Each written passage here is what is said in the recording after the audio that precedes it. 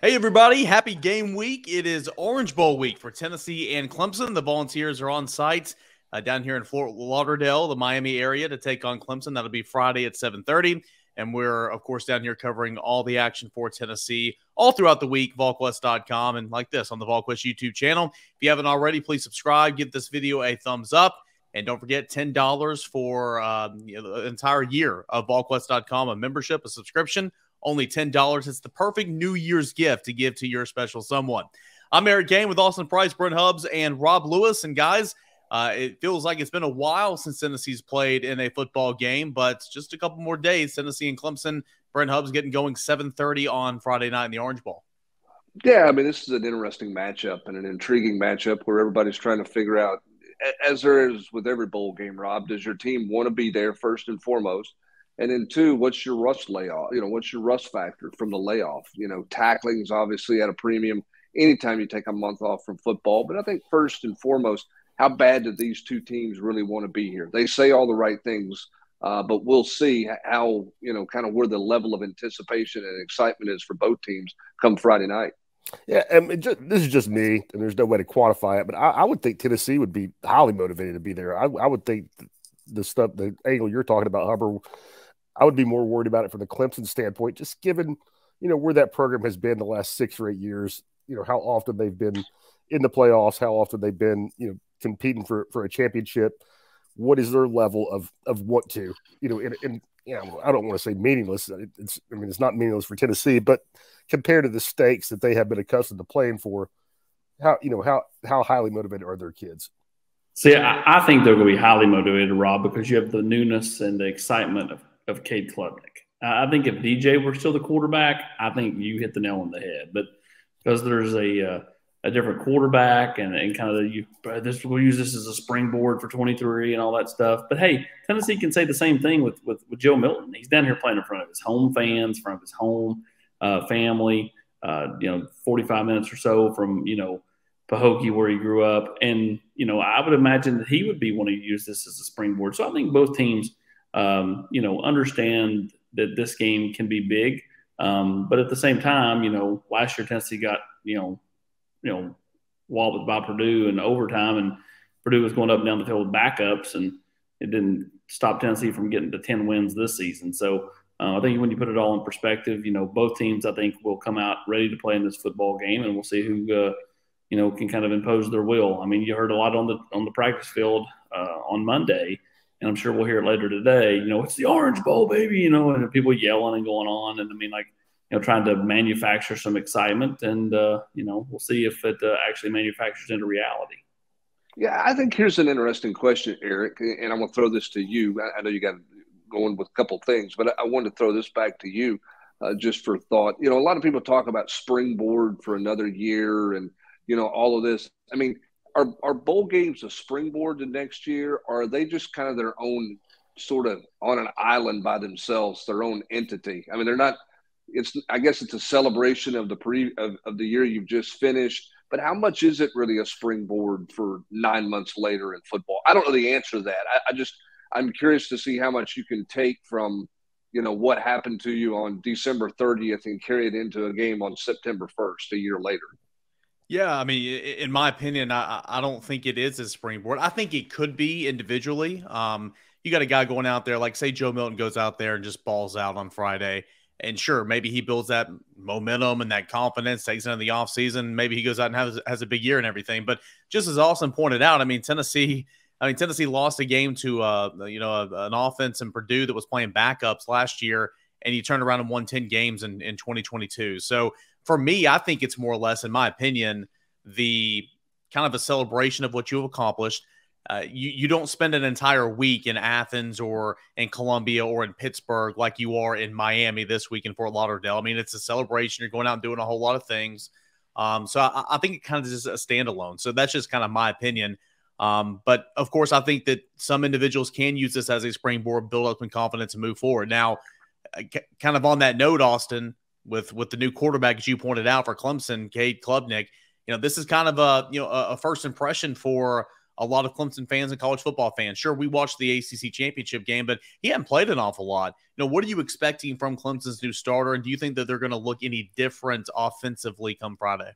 Well, the question is did he take a step in the ACC title game because he has improved and kind of tightened up some things that were loose earlier in the year when they tried to insert him into games and give him a chance to pass DJ and he couldn't do it? Or is North Carolina's defense just that bad? And I know, let's face it, Tennessee's defense is not great either. But the point is, I don't know if he's just cured all his ills because, you listen to the Clemson broadcast coming back, during the Notre Dame game, and he threw that bad pick. And what were they saying on the radio?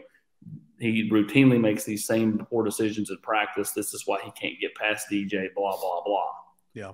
Well, the ACC championship game, they just kind of forced him in there, and he did play well. And so, I expect him to come out. I expect him to take some deep shots. And again, Will Shipley's your best friend in a game like the Orange Bowl. Whether it be running it to him or throwing it to him out of the backfield. And that's where Tennessee's going to have to really be on their P's and Q's, because I think that he could have a field day catching balls out of the backfield if Tennessee lets him. Brent, how big is a pair of opt-outs defensively for Clemson up front? Defensive end, Miles Murphy, got a linebacker, kind of a rover type guy, Trenton Simpson. I think he's dealt with some injuries a little bit, but both those guys not playing in this football game, just like Tennessee on the offensive end. Clemson's being impacted by this as well. Do you think Tennessee can take advantage of that more moving forward?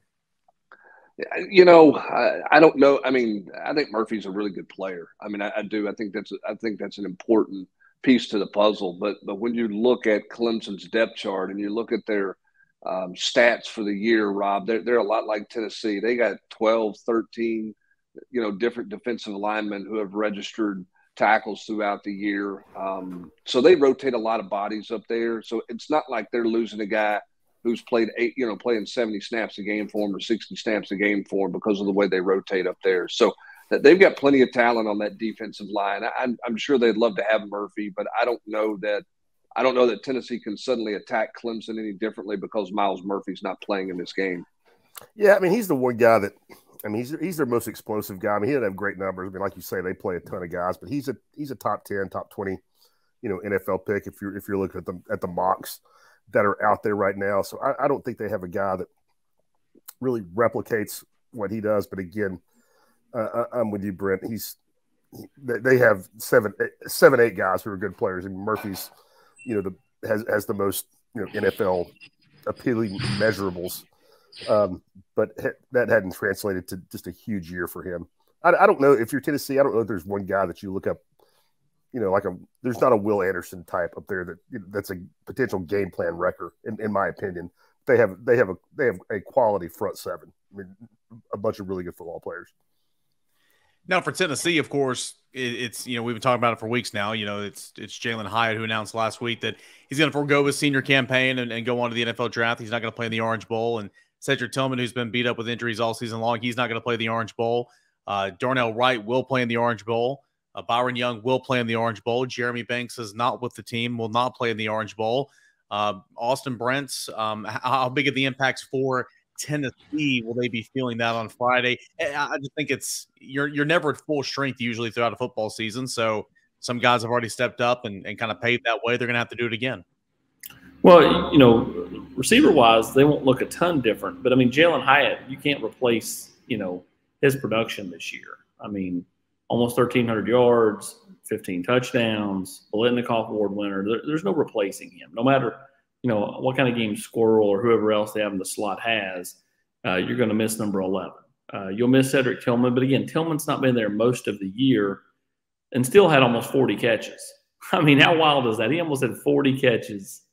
15, 20 years ago, on high 30 catch wise was a really good year for some guys. And he played just very little this year due to injury. And, but they've been able to go with Keaton Brew most of the year along with Hyatt. So now they just have to replace Hyatt.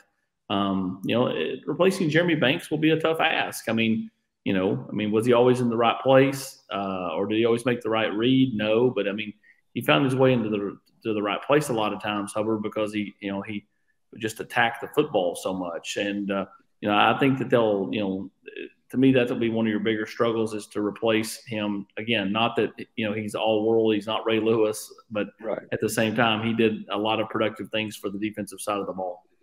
Yeah, there's a couple of things for me. Go ahead. Rob. I was going to say, I was going to ask one of you two, is that simply more snaps for Salon Page, or as 15 bowl practices enough to get Elijah Herring, up to speed and get him more work? I would say I think it's just more as much as the other two can play, and then probably Solon Page is how I would answer that, Brent.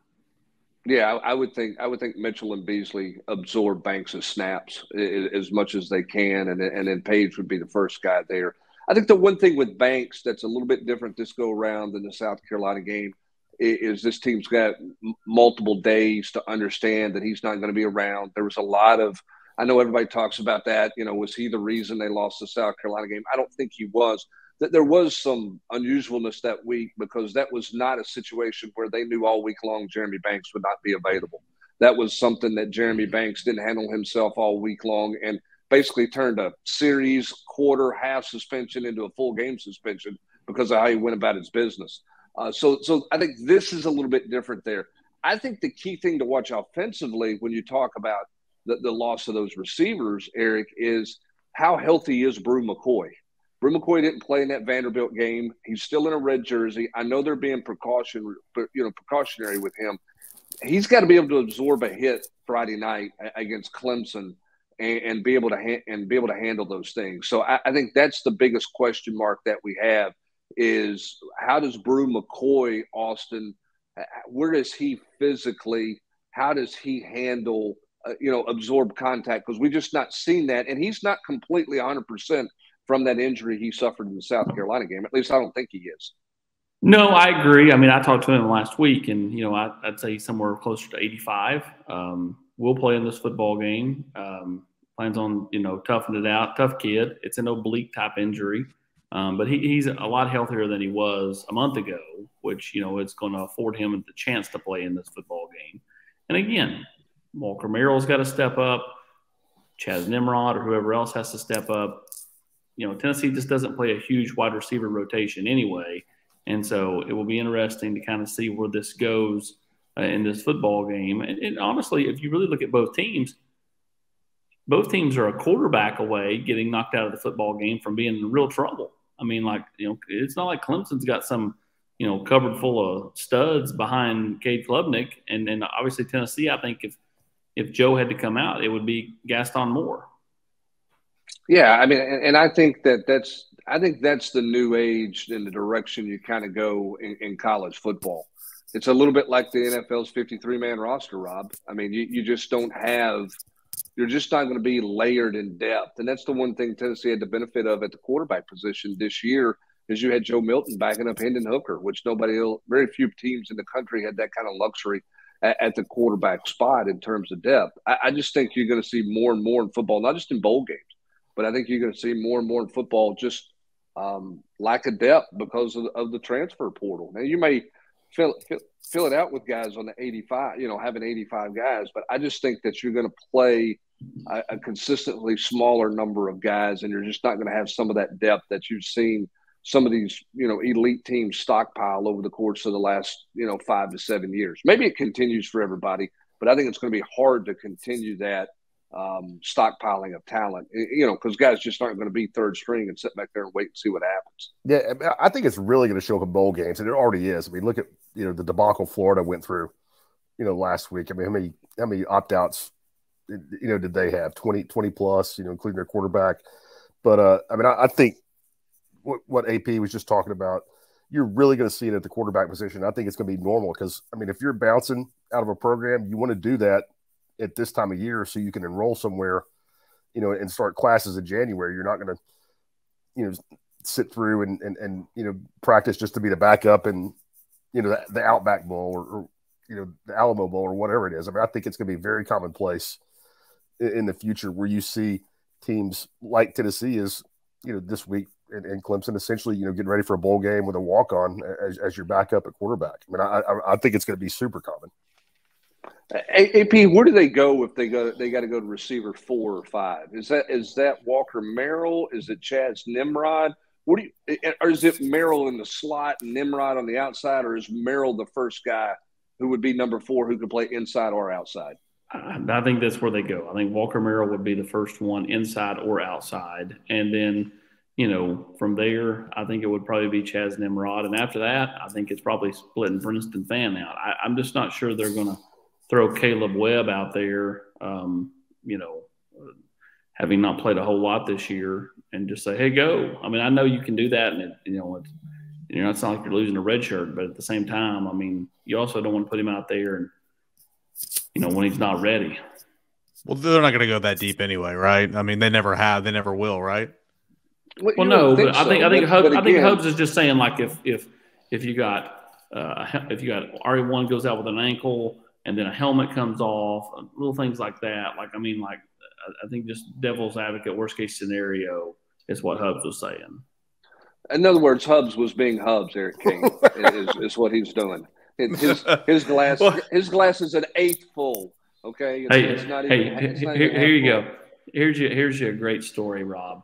This is on Christmas night. We're on the plane, and Debbie Downer is back there on like row 12, and he's surrounded by the guy who is like a rule follower who's freaking out because Hubbs has not put his phone in airplane mode yet. That he's going to cause the plane to go down because his phone's not in airplane mode, and Hubbs having to do a kind of like a reverse of fortune. It was having to be like Johnny Positive and talk the guy off the ledge because he was 12 scotches in after spending $200 on the Allegiant flight.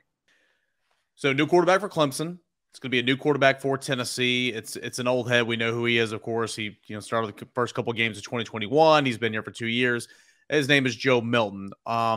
When talking and discussing about a springboard, or this could be an isolated event, whatever the case may be, but for Tennessee to get a win against Clemson and that defense on Friday night, Brent, what does Joe Milton need to do? I know Joe needs to be Joe, but what are Joe's strengths and what can Tennessee dial up in order to make Joe shine for Tennessee on Friday night? 2 things for me. One, they got to use his legs and sparingly. You don't want to run him to death, but you've got to use his legs somewhat effectively in the run game. And 2, I think the other thing is he's got to work the middle of the football field. I don't put a whole lot of stock in the Vanderbilt deal. And I know, Austin, a lot of people are talking about the Vanderbilt game and, the 1 for 8 on deep balls. It was rainy. It was windy. Tennessee had a big lead. That was going to be the shot that they were going to take in the passing game. If it didn't work, they were going to punt it. Go back to the 4th down play he had early in that game to Ramel Keaton over the middle. Really good ball. I thought Joe got off to a good start in that game. I think you got to turn Joe Milton loose between the hash marks, and you got to let his legs go. That's the biggest thing for me, Austin. Yeah, I agree with you.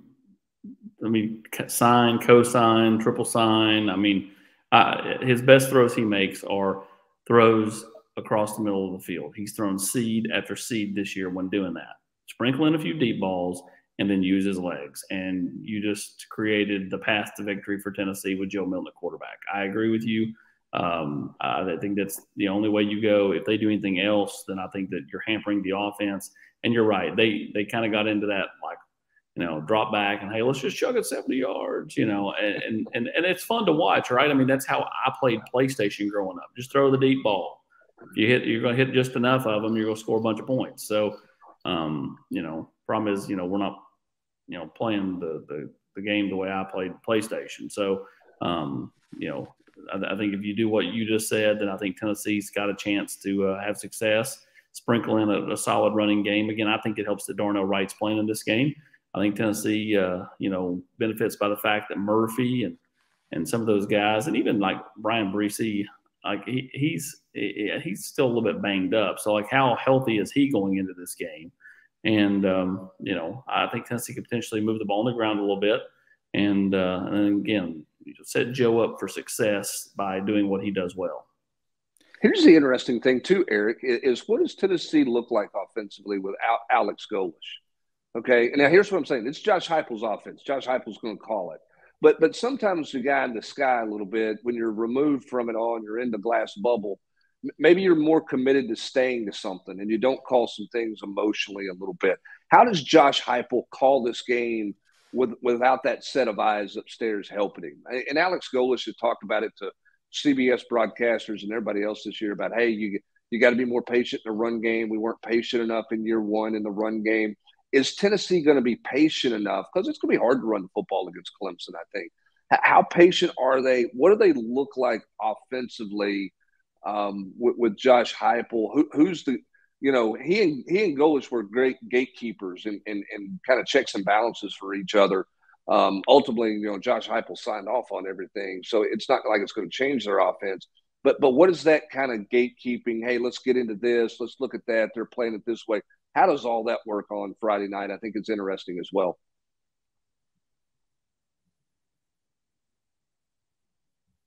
Yeah, I mean, I agree. I mean, I think, what they do, and how they do it. And I mean, who knows? You don't know until you get in there. Like maybe Joey Halsley's got some really good thoughts, in the box of her. You just don't know, when you've never been put in that position. And until you are, you don't know. I mean, no one knew, Hendon Hooker was going to be what he was, a year ago at this time. All of a sudden he gets thrust into that scene and performs well. Same thing can go for coaches as well. I mean, just because, somebody that's thought to be a slam dunk doesn't mean they are, and guys that maybe are overlooked turn out to be some of your better coaches. So, I'm interested to kind of see just like, when they start, working together, they're talking to the box, how different does it look, or is it very similar? And is this, what responsibilities does Joey Halsey have in this game in that regard? Very well could be that in guy or on staff promotion up, and with Heupel calling the plays and he gets that title and all that. I mean, that's not all set in stone. That's not happening right now, but he is the other eyes in the sky, if you will. There's not another offensive coach up there. Jerry Mack's on the sideline. Is that correct? Yeah. So, yeah. What is Joey Halsey's role in this kind of moving forward for this game? So it'll be interesting to see. One other thing I have in terms of what Tennessee may look like in this game is it's been mix and match in the secondary the entire season, especially the last couple of weeks. What does Tennessee's secondary look like? We saw guys out there Monday in practice and Tuesday at practice having red jerseys on, but where's the Brandon Turnages and the Danico Slaughters and those type of guys? Who's healthy, Brent, back there in the back end? Well, I would hope that they're all healthy enough, and some of that red jersey stuff was a bit precautionary. Again, I think you worry about tackling in games like this when you have that kind of layover and layoff. But Tennessee, they're going to have to play well in the secondary, not just on the outside at the corner position. Austin talked about this earlier, Will Shipley being the best friend of Clemson's offense. They love to use him in space in the passing game. What does that mean? Your linebackers have to play in space, Eric, sideline to sideline. And just as importantly, your safeties have to react fast, and they've got to play well in space. And that's been a struggle for Tennessee all season long in the secondary. Those guys have to step up and play their game. I think they're going to be remote, for the most part, healthy back there, and should have everybody available. But how they react and how they play the stuff on the edge and the perimeter in Clemson's passing game is going to be a key stat or a key thing to watch for this defense, in my opinion.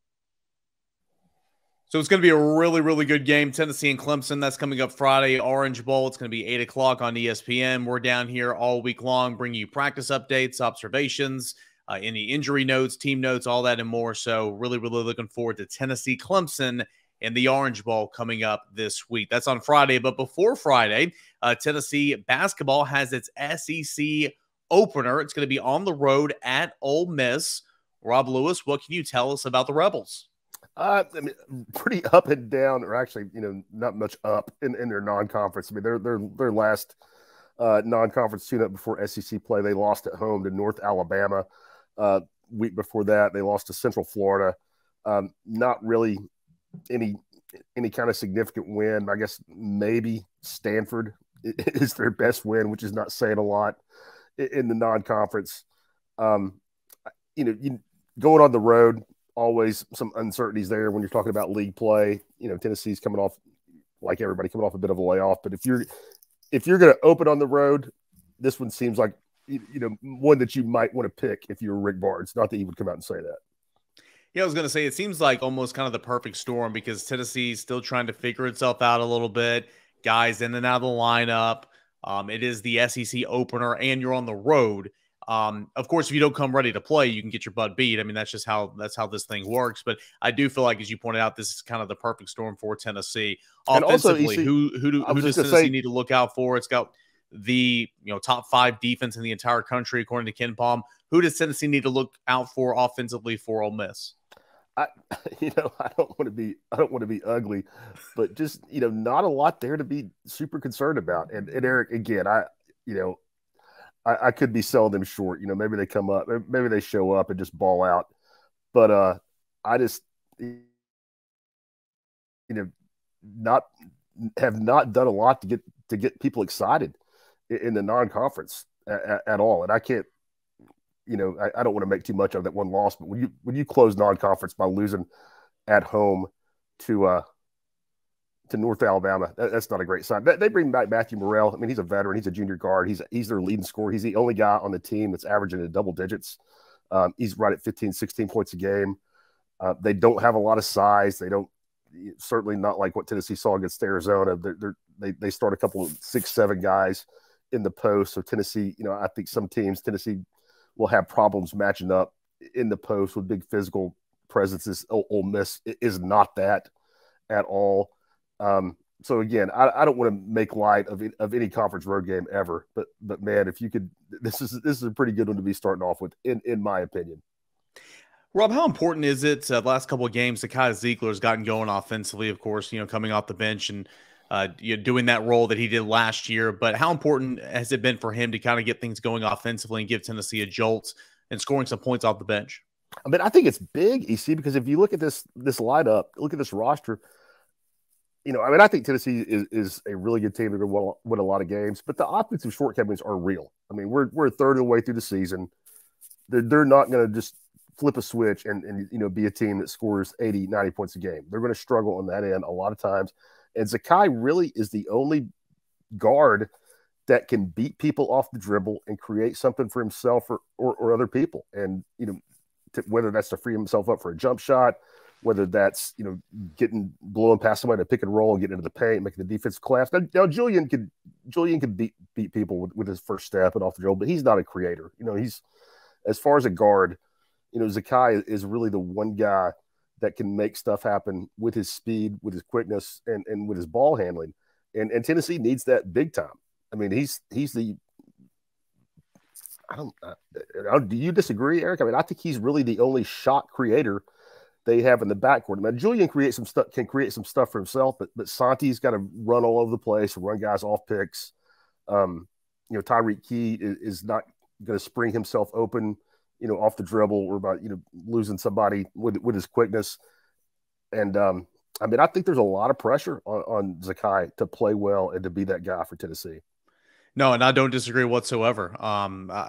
There's a lot of offensive shortcomings in terms of creating your own shot. And then, of course, having that shot go in for Tennessee a third of the way through the season. But I think Zakai is easily, one of the best at creating his own stuff. And so I think it's big. I think it's been huge. That's why I asked the question for Tennessee, just to give them that bolt, offensively off the bench. Last thing, again, Tennessee tomorrow night's SEC opener. That's going to be on the road at Ole Miss. And weird time. I also plays. It's 4:00 local time. Yeah. They moved that tip off. I mean, I think that also helps Tennessee when you're going on the road. I mean, that's, Ole Miss plays football that night. I don't know how many people will be invested in the game if the Rebels weren't playing football that night. But I think because of that, even plays more into Tennessee's hands. That's a really good point. I didn't even realize that until you said that. That's a really good point. I ask you this every single week. I'm going to continue to ask you this, but is it still just day by day, game by game for Josiah? Anything new with Josiah Jordan? No, there's nothing new. I wrote it yesterday in the 3-2-1 that and nobody around Tennessee has told me this, and nobody has said this. I just think I don't think the coaching staff is even counting on him, and I don't mean to say that they've written him off. I don't mean to say that at all. I mean, he's around him. He's with the team. He's at practice every day doing stuff on the side. I just think that they look at it now. If they get anything out of him, it's a bonus. But also, I mean, you're a third of the way through the season. You're really 2 months since the start of practice back in October, and I bet Josiah's not practiced 10 times, full speed, full. I mean, he's missed 7 out of Tennessee's 12 games now or 11 games. and did almost nothing in the preseason. If he gets back at all and contributes now, it's just a bonus to me. I mean, if I'm a fan, I'm looking at it like the guys that you've seen for the last couple of weeks. That's Tennessee's team, and again, I'm not writing Josiah off. I mean, he's not written himself off, but there's not been any movement, and we'll see. Tennessee's been off for a week before they play. Maybe he and the staff have been holding back and hoping he could go when SEC play starts. We'll see, but we're not going to know that until warm-ups on Wednesday afternoon in Oxford. Well, Tennessee's still trying to figure out those rotations, those exact roles, and now you'll get a nice test to begin SEC play again. I say test, but a nice opportunity to begin SEC play on the road at Ole Miss. And that game will be at 4 o'clock in the afternoon with Ole Miss playing football later that evening. Tennessee will be playing football in the Orange Bowl. That'll be at Miami's Hard Rock Stadium Friday night, 8 o'clock on ESPN. And Volquest is down here on location all week long to bring you the latest with Tennessee football. For Rob Lewis, Austin Price, Brent Hubbs, I am Eric Kane, and thank you, all of you guys, for tuning in, hanging out with us here on the Volquest podcast. Don't forget, $10 for a 1-year subscription of Volquest.com. It's the best New Year's present to give that special someone in your life. $10 for 1 year of Volquest.com, and like and subscribe to us on Volquest, the YouTube channel as well. Guys, I appreciate it. We'll be back on Thursday for the mailbag edition of this podcast. Until then, enjoy the rest of your Tuesday, everybody.